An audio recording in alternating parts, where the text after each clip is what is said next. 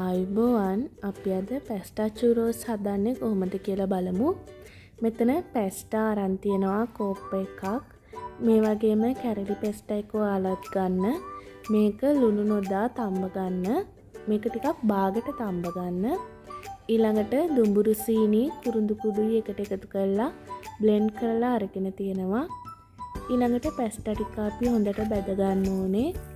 බැදගත්තට පස්සේ අර සීනි කුඩු කරගත් එකත් ඒකට එකතු කරලා හැම එකම හොඳින් ගෑවෙන විදිහට කලවම් කරගන්න. දැන් පැස්ටා චූරෝස් එක ලෑස්ති. ඔයාලා මේ රෙසිපි එකට කැමති නම් ලයික් කරලා ෂෙයා කරන්න. ඒ වගේම ටේස්ටි ෆෙස්ටා channel එක subscribe කරන්නත් අමතක කරන්න එපා.